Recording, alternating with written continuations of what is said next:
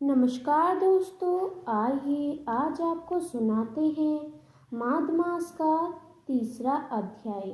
श्री गणेशाय नमो नमः। तब राजा दिलीप कहने लगे कि महाराज, यह पर्वत कितना ऊंचा और कितना लंबा चौड़ा है। तब वशिष्ठ जी कहने लगे कि 36 योजन, 1 योजन 4 कोस का होता है। ऊंचा ऊपर चोटी में 10 योजन चौड़ा और नीचे 16 योजन चौड़ा है, जो हरिचंदन, आम, मदार, देवदार और अर्जुन के वृक्षों से सुशोभित है। दुर्भिक्ष से दुखी होकर इस सुंदर पर्वत को और फल फूलों से परिपूर्ण देखकर भृगु वहीं रहने लगे और यहाँ पर कंदराओं, वनों और उपवनों में बहुत दिनों तक तप करते रहे। इस प्रकार जब भृगु ऋषि वहाँ पर अपने आश्रम पर रह रहे थे तो एक विदा कर अपनी पत्नी सहित उतरा। वह अत्यंत दुखी थे। उन्होंने भृगु ऋषि को प्रणाम किया और ऋषि ने बड़े मीठे स्वर में उनसे कहा कि हे विदाधर, तुम बड़े दुखी दिखाई देते हो, इसका क्या कारण है। तब विदाधर कहने लगा कि महाराज, पुण्य के फल को पाकर, स्वर्ग पाकर तथा देव तुल्य शरीर पाकर भी मेरा मुख व्यर्थ जैसा है। यही कारण है मेरे दुख और अशांति का। न जाने किस पाप का फल है। मेरे चित्त की व्याकुलता का दूसरा कारण भी सुनिए। यह मेरी पत्नी अति रूपवती, मीठा वचन बोलने वाली, नाचने और गाने की कला में अति प्रेम शुद्ध चित्त वाली, सातों सुरों वाली, वीणा को बजाने वाली, जिसने अपने कंठ से गाकर नारद जी को प्रसन्न किया, नाना स्वकारों के नाच से वीणा बजाकर कुबेर को प्रसन्न किया, अनेक प्रकार के नाच ताल से शिवजी महाराज भी अति प्रसन्न होकर रोमांचित हुए। शील, उदारता, रूप तथा यौवन में सुवर्ण की कोई अप्सरा भी एक ऐसी जैसी नहीं है। कहाँ ऐसी चंद्रमुखी स्त्री और कहाँ मैं व्याधमुख वाला। यही चिंता सदैव मेरे हृदय को जलाती है।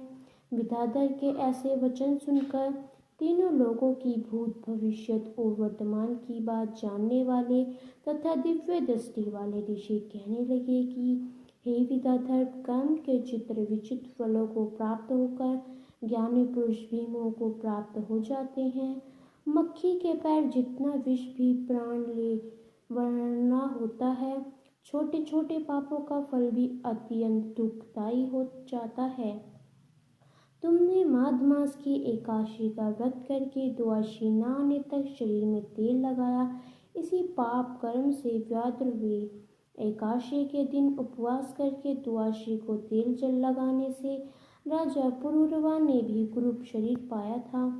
तब वह अपने कुरूप शरीर को देखकर दुखी होकर हिमालय पर्वत पर देव सरोवर के किनारे पर गया। प्रीति पूर्वक शुद्ध स्नान करके कुशा के आसन पर बैठकर भगवान कमल नेत्र, शंख, चक्र तथा प्रण के धारण करने वाले विष्णु का चिंतन करके राजा पूर्व ने 3 मास तक निराहार रह भगवान का चिंतन किया।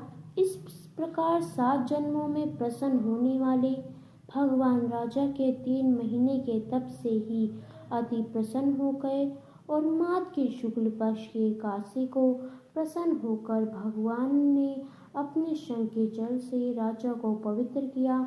भगवान ने उसके तेल लगाने की बात याद दिलाकर सुंदर देवताओं का स्वरूप दिया, जिसको देखकर उर्वशी भी उसको चाहने लगी और राजा कृतज्ञ होकर अपनी पुरी को चला गया। भृगु ऋषि कहने लगे कि हे विदाधर, इसलिए तुम क्यों दुखी होते हो। यदि तुम अपना यह राक्षसी रूप छोड़ना चाहते हो तो मेरा कहना मानकर जल्दी ही पापों को नष्ट करने वाली हेमकूट नदी में माघ स्नान करो, जहाँ पर ऋषि शीत देवता निवास करते हैं। अब मैं इसकी विधि बतलाता हूँ। तुम्हारे भाग्य से माघ मास आज से 5वें दिन ही आने वाला है। पौष शुक्ला एकादशी से इस व्रत को आरंभ करो। भूमि में सोना जितेंद्रिय रहकर दिन भर में 3 समय स्नान करके महीना भर निराहार रहो। सब भोगों को त्याग कर तीनों समय भगवान विष्णु का पूजन करो। जब तुम द्वादशी को शिव जी स्तोत्र और मंत्रों से पूजन करोगे तो तुम्हारा मुख देखकर सभी चकित हो जाएंगे और तुम अपनी पत्नी के साथ सुखपूर्वक क्रीड़ा करोगे। माघ मास के प्रथम से को जानकर सदा माघ मास में स्नान करो। पाप और दरिद्रता से बचाने के लिए मनुष्य को सदा यत्न से माघ मास का स्नान करना चाहिए। स्नान करने वाला इस लोक तथा परलोक में सदा सुख पाता है। वशिष्ठ जी कहते हैं कि हे देवली भृगु जी के यह वचन सुनकर वह विद्याधर अपनी स्त्री सहित उसी स्थान पर्वत के झरने में माघ मास का स्नान करता रहा और उसके प्रभाव से उसका मुख देव सदृश्य हो गया और वह मणिगिरी पर्वत पर आनंद से रहने लगे। और भृगु जी भी नियम की संपत्ति पर शिष्य सहित ईवा नदी के तट पर आ गए। तो दोस्तों, आज का ये हमारा अध्याय यहीं समाप्त होता है। आपको हमारा यह अध्याय कैसा लगा हमें कमेंट करके अवश्य ही बताइएगा। मिलते हैं माघ मास के चौथे अध्याय के साथ। तब तक के लिए धन्यवाद। ओम श्री गणेशाय नमः।